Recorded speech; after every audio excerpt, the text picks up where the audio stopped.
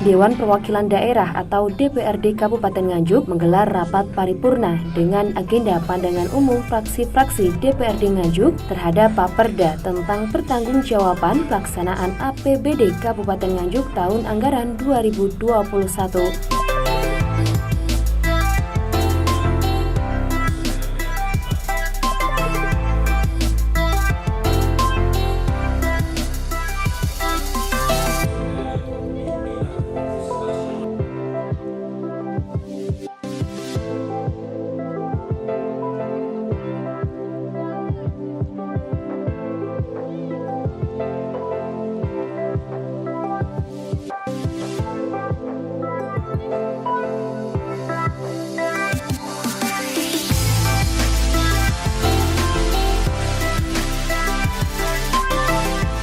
Dalam kesempatan ini, PLT Bupati Nganjuk Marhan Jumadi membacakan tanggapan-tanggapan terhadap fraksi-fraksi.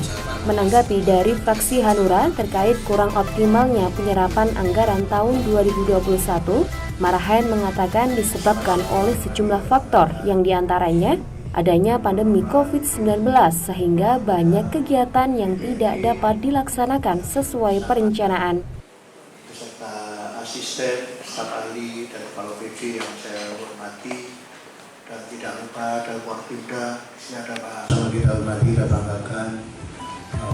Menanggapi fraksi Gerindra terkait upaya pemerintah Kabupaten Nganjuk untuk mengurangi kemiskinan dan pengangguran, Marhan mengatakan sejumlah hal telah dilakukan pemerintah Kabupaten Nganjuk seperti penarikan investor, percepatan perizinan, pembayaran premi BPJS untuk keluarga miskin, dan lain-lain.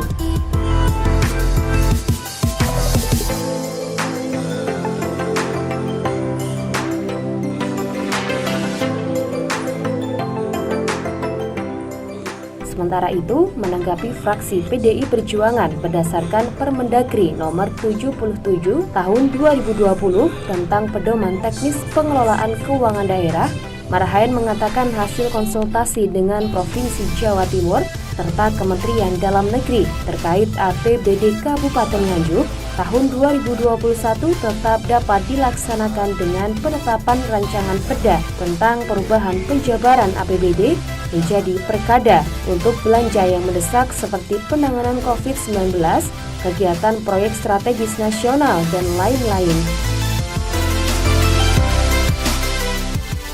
Menanggapi atas fraksi PKB, Marhan mengatakan pemerintah Kabupaten Nganjuk selalu berusaha merubah mindset ASN dan semua perangkat daerah, sehingga pemerintah Kabupaten Nganjuk berupaya agar indeks reformasi birokrasi tidak mengalami penurunan.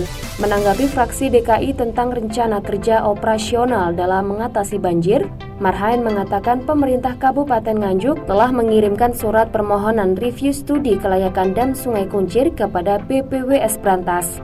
Sementara itu terkait pengisian kepala sekolah, Marhan mengatakan harus melalui sejumlah tahapan sesuai dengan jabatan sebagai PLT Bupati, sehingga prosedurnya memerlukan waktu.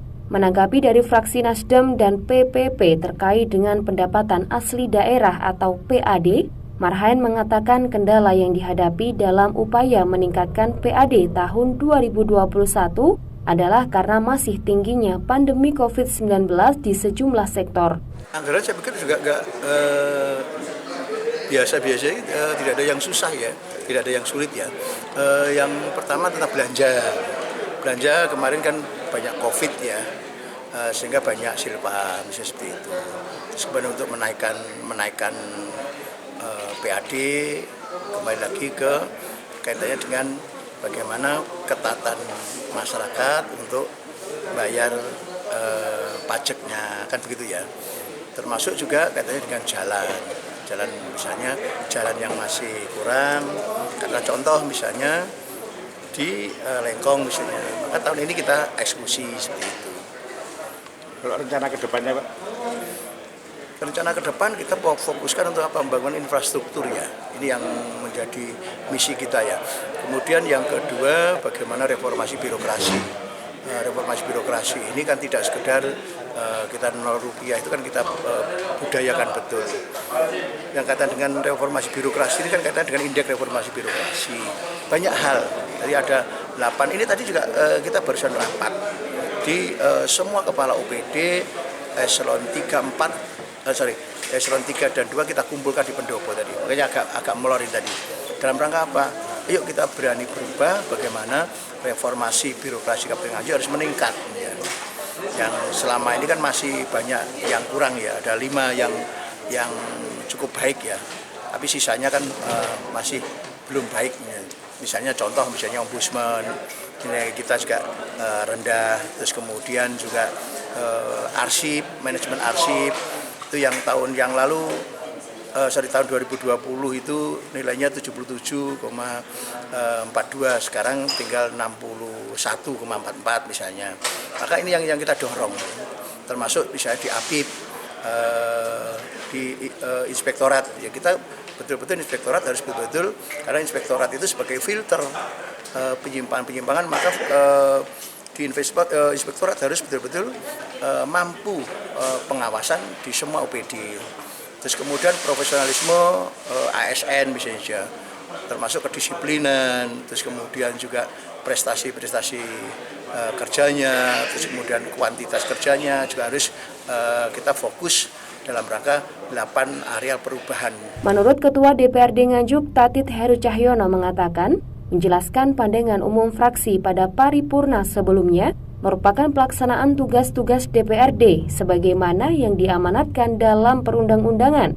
Ia menegaskan bahwa pandangan tersebut merupakan sebuah masukan yang positif guna menjalankan roda pemerintahan yang check and balance dalam mengelola anggaran TA 2021. Di samping itu, PLT Bupati Nganjuk juga memaparkan secara umum atas tanggapan, pertanyaan, usul, dan saran terhadap pandangan umum fraksi-fraksi DPRD Kabupaten Nganjuk. Ini tiap tahun memang kita sudah biasa melakukan seperti ini. Laporan pertanggungjawaban dari masing-masing fraksi tadi sudah dijawab oleh Pak PLT Bupati. Harapan kami ini tidak hanya sekedar formalitas, tapi benar-benar rekomendasi dari yang disampaikan DPRD nanti ke depan untuk ditindaklanjuti. Harapan kami seperti itu, baik itu secara infrastruktur maupun kegiatan-kegiatan terkait dengan birokrasi yang ada di Kabupaten Nganjuk. Ada beberapa rekomendasi dan alhamdulillah tadi sudah dijawab oleh Pak PLT Bupati, tinggal pelaksanaannya. Nanti mudah-mudahan tetap sesuai dengan apa yang sudah disampaikan tadi. Dari Partai Gerindra yang usul pada paripurna itu memang mengalami sendiri terkait dengan perlakuan di birokrasi.